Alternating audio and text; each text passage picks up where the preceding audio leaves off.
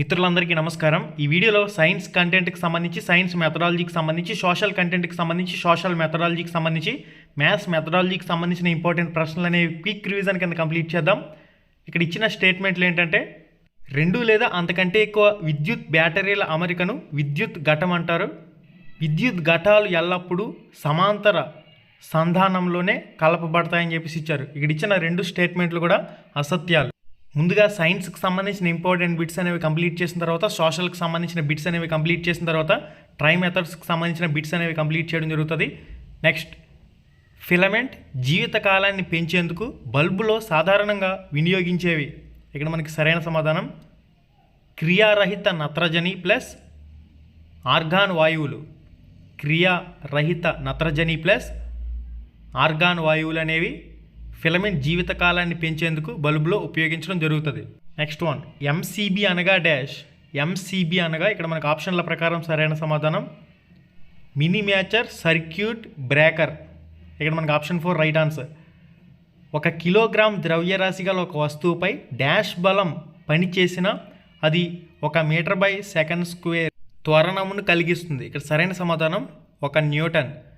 1 Newton ఇక్కడ మనకి సరైన సమాధానం. విద్యుత్ బల్బును గురించిన అసత్యమును గుర్తించండి. విద్యుత్ బల్బును గురించిన అసత్యమును గుర్తించండి అంటే 3 సత్యాలు 1 అసత్యం ఉంది. ఆప్షన్ 1, విద్యుత్ బల్బులో వెళ్ళే విద్యుత్ వల్ల జనించిన ఉష్ణం కాంతిని ఉత్పత్తి చేయుటకు ఉపయోగిస్తారు. సరైనదే. ఫిలమెంట్ వేడెక్కి విద్యుత్ని ఉత్పత్తి చేయను. ఇది కూడా సరైనదే. ఫిలమెంట్ వినియోగించే విద్యుత్ సామర్థ్యంలో అధిక భాగం కాంతి రూపంలోను కొద్ది భాగం ఉష్ణ రూపంలోను ఉద్గారం అవుతుంది. ఇది మనకి సరికాని వాక్యం అవుతుంది. ఆప్షన్ 4 పైవన్నీ అంటున్నాడు అంటే మనకి ఇక్కడ ఆప్షన్ 1 ఆప్షన్ 2 అనేవి సరైనవి. సరికానిది వచ్చేసరికి అసత్యం వచ్చేసరికి ఆప్షన్ 3 రైట్ ఆన్సర్. నెక్స్ట్ అండి, వాడేసిన ఫ్లోరోసెంట్ బల్బును జాగ్రత్తగా పడవేయాలి, కారణం ఏంటని చెప్పేసి ఇక్కడ ఆప్షన్లు అయితే ఇచ్చారు. వాడేసిన ఫ్లోరోసెంట్ బల్బును జాగ్రత్తగా పడేయాలి. వీటిలో విష స్వభావం గల అధిక పాదరసం ఆవిరిని కలిగి ఉండును కావున. ఓకే, ఆప్షన్ 2 ఈ ప్రశ్నకి సంబంధించిన సరైన సమాధానం అవుతుంది. మనకి తదుపరి ప్రశ్న, జడత్వ నియమం అని దేనికి పేరు? ఇక్కడ సరైన సమాధానం న్యూటన్ మొదటి నియమం. న్యూటన్ మొదటి నియమం. ఆప్షన్ 1 సరైన సమాధానం. తదుపరి ప్రశ్న, చంద్రునిపై ఉన్న గురుత్వాకర్షణ బలం భూమిపై ఉన్న గురుత్వాకర్షణ బలంలో ఎన్నవ వంతు? కరెక్ట్ ఆన్సర్ 1/6వ వంతు. 1/6వ వంతు ఇక్కడ మనకి సరైన సమాధానం అవుతుంది. ఈ క్రింది వాటిలో సరికాని జత ఏది? ఈ క్రింది వాటిలో సరికాని జత ఏదని చెప్పేసి అడుగుతారు. విద్యుత్ తీగ రాగి, ఎలిమెంట్ విద్యుత్ ఇస్త్రీ పెట్టే, టంగస్టన్ బ్యాటరీ తయారీ. ఆప్షన్ 4 పైవన్నీ. ఇక్కడ సరికాని జత టంగస్టన్ బ్యాటరీ తయారీ. ఆప్షన్ 3 సరైన సమాధానం.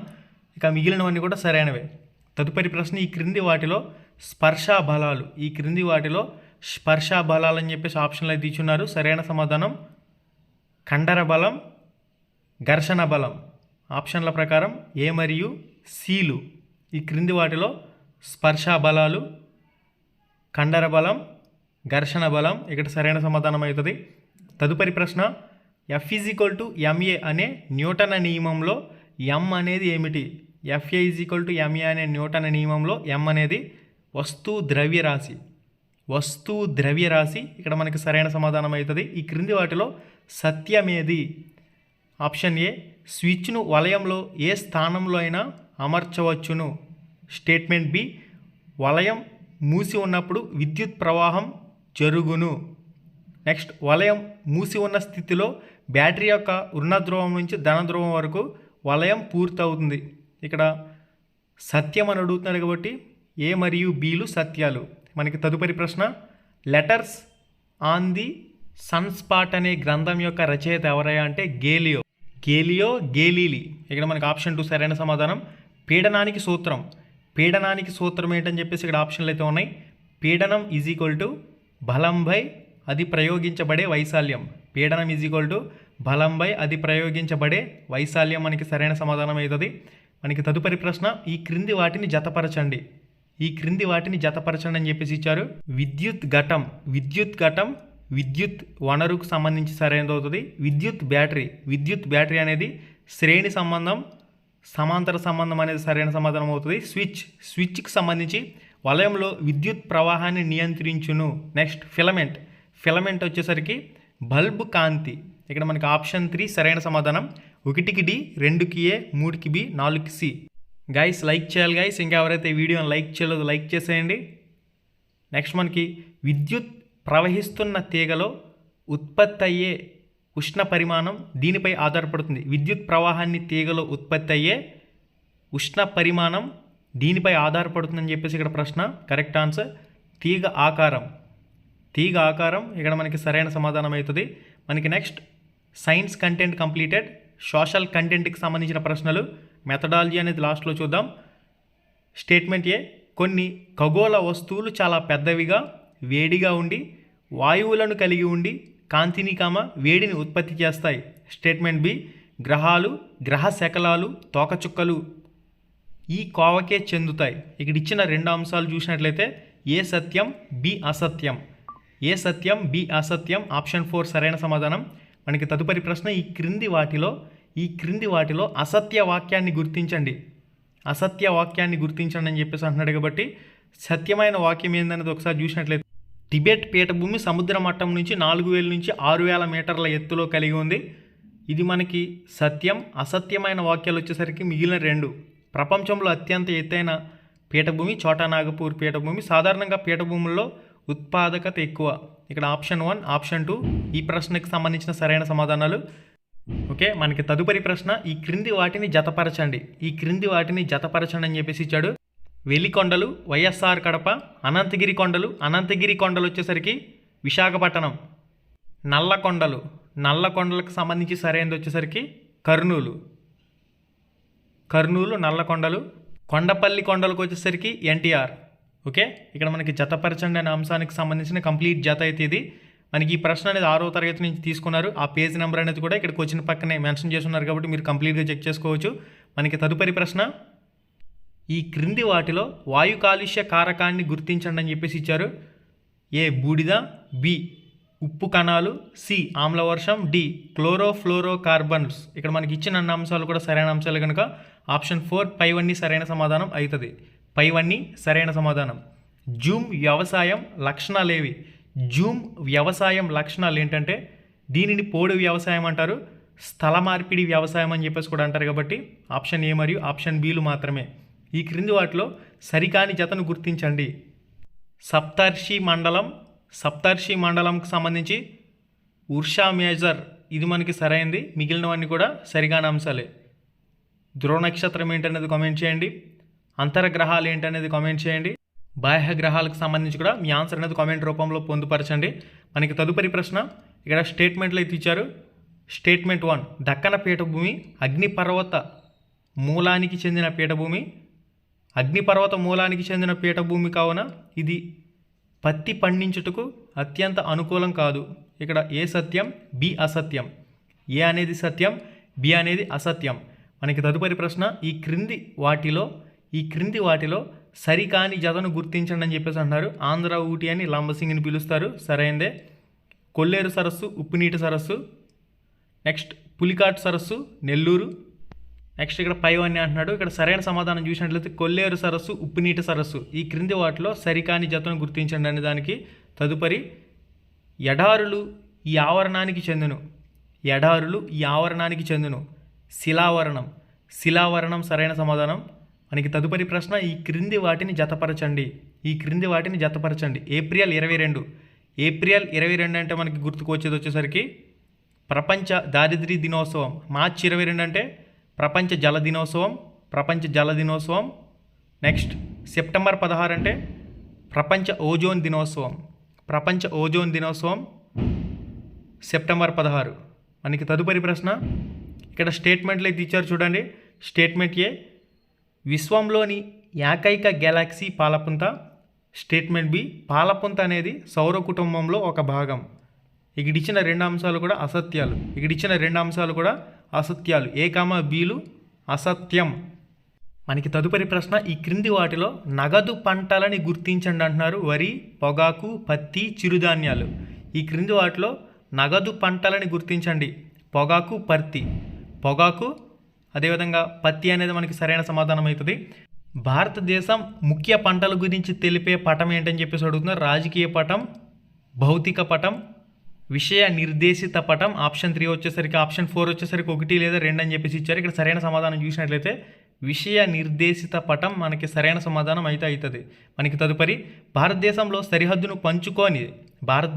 సరిహద్దును పంచుకొని దేశాలు ఏంటని చెప్పేసి అడుగుతున్నారు. సరైన సమాధానం రష్యా.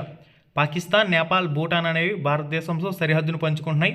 మకర రేఖ సంబంధించి 23.5 డిగ్రీల ఎస్. మనకి తదుపరి ఈ క్రింది వాటిలో అసత్యాన్ని గుర్తించండి అంటే మనకి 2 సత్యాలు ఉన్నాయి. భూభ్రమణ వేగం 1 గంటకి 1610 కిలోమీటర్లు. భూభ్రమణం వల్ల రాత్రి పగళ్ళు ఏర్పడతాయి. ఇది కూడా సరైనదే. సరికానిది వచ్చేసరికి భూభ్రమణం తూర్పు నుంచి పడమర వైపు జరుగుతుంది అనేది ఇది మనకి ఈ క్రింది వాటిలో అసత్యమైన వాక్యం. ఆప్షన్ 1 సరైన సమాధానం. మిగిలిన 2 కూడా సత్యమైన వాక్యాలే. ఫ్రెండ్స్, ఇక్కడతో మనకి సైన్స్ కంటెంట్ కంప్లీట్ అయింది, సోషల్ కంటెంట్ కంప్లీట్ అయింది. నెక్స్ట్ ట్రై మెథడ్స్కి సంబంధించి మనకి మ్యాథ్స్ మెథడాలజీని, సైన్స్ మెథడాలజీని, సోషల్ మెథడాలజీని ట్రై మెథడ్స్ కింద అంటాం కదా. మనకి ఇక్కడ చూడండి, ఈ క్రింది వాటిలో విజ్ఞాన శాస్త్రం యొక్క లక్షణం కానిదాన్ని గుర్తించండి. విజ్ఞాన శాస్త్రం అనుభవాత్మకం. విజ్ఞాన శాస్త్రం అనేది విలువలతో కలిగి ఉంటుంది. నెక్స్ట్ విజ్ఞాన శాస్త్రం జ్ఞాన పునరావృతమైంది. ఇక్కడ సరికానిది అంటాడు కాబట్టి విజ్ఞాన శాస్త్రం అసంపూర్ణమైంది అనేది కరెక్ట్ ఆన్సర్ అవుతుంది. ఈ క్రింది వాటిలో శాస్త్రీయ వైఖరికి సంబంధించి తప్పుగా ఉన్న వాక్యమును గుర్తించండి. మిగిలినవన్నీ కూడా ఒప్పుగా ఉన్నాయి. నిశిత పరిశీలన, సునిశిత పరిశీలన, మూఢనమ్మకాలు నమ్మకపోవటం, నిగర్వి అయి ఉండటం. ఇక్కడ సరైన సమాధానం చూసినట్లయితే నమ్రత, నిజాయితీని కలిగి ఉండటం అనేది ఇక్కడ మనకి సరైన సమాధానం. నమ్రత, నిజాయితీలను కలిగి ఉండటం. మనకి తదుపరి ప్రశ్న, విజ్ఞాన శాస్త్ర అభ్యసనం వల్ల విద్యార్థుల భవిష్యత్తులో శాస్త్రవేత్తలుగా, డాక్టర్లుగా, ఇంజనీర్లుగా అనేక రంగాల్లో స్థిరపడటం అనే విజ్ఞాన శాస్త్రం యొక్క విలువ ఏంటని చెప్పేసి అడుగుతున్నారు. సరైన సమాధానం వృత్తి విలువ, రైట్ ఆన్సర్. సైన్స్ పత్రికలు చదవటం, సైన్స్ వ్యాసాలు రాయటం, ప్రయోగాలు చేయటం అనే విజ్ఞాన శాస్త్రం యొక్క ఏ విలువను ప్రతిబింబిస్తుందంటే విరామకాల సద్వినియోగ విలువ. ఆప్షన్ల ప్రకారం విరామకాల సద్వినియోగ విలువ సరైన సమాధానం.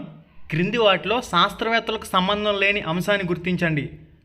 ఆప్షన్ 1 హేతువాద ఆలోచనలు కలిగి ఉండటం, తార్కిక ఆలోచనలు కలిగి ఉండటం, అధిక శాస్త్రీయ సంశయతను కలిగి ఉండటం. ఇవన్నీ కూడా సరైనవే. సరికానిది వచ్చేసరికి సంబంధం లేని అంశం వచ్చేసరికి విశాల దృక్పథాన్ని కలిగి ఉండటం. ఆప్షన్ 2 ఈ ప్రశ్నకు సంబంధించిన సరైన సమాధానం అవుతుంది.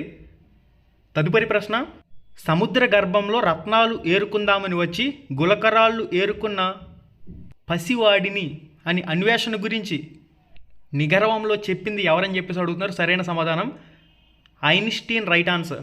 ఐన్స్టీన్ ఇక్కడ మనకి సరైన సమాధానం. మనకి తదుపరి ప్రశ్న, సైన్స్కి సంబంధించి తప్పుగా ఉన్న వాక్యాలను గుర్తించండి. సైన్స్ అంటే చేయడం, కొఠారి. సైన్స్ అంటే బాడీ ఆఫ్ నాలెడ్జ్ అని మరియు నాలెడ్జ్ అని అర్థం కలదు. విజ్ఞాన శాస్త్రం అంటే మాపనం. ఇక్కడ సరికానిది తప్పుగా ఉందని అడుగుతున్నాడు కాబట్టి సైన్స్ అనేది జ్ఞానాన్ని మాత్రమే అభివృద్ధి చేసే ప్రక్రియ అని ఉంది కదా, ఇది మనకి తప్పుగా ఉన్న వాక్యం. మిగిలినవన్నీ కూడా సరైనవే. తదుపరి ప్రశ్న, నీటిని మరిగిస్తే ఆవిరవ్వటం, పదార్థం స్థలాన్ని ఆక్రమిస్తుంది, వేడి చేసినప్పుడు ఇనుము వ్యాకోచిస్తుంది అనేవి వీటిని తెలుపుతాయి. ఇక్కడ సరైన సమాధానం యథార్థాలు. ఇవన్నీ కూడా యథార్థాలకు సంబంధించిన వాక్యాలు. మనకి తదుపరి ప్రశ్న, fact is a statement of actual event are A physical object అనేది డాష్. ఇక్కడ మనకి సరైన సమాధానం ఒక సత్యం. సత్యం అనేది సరైన సమాధానం అవుతుంది. తదుపరి ప్రశ్న, ఏఏఏఎస్ అనగా American association for the advancement of science.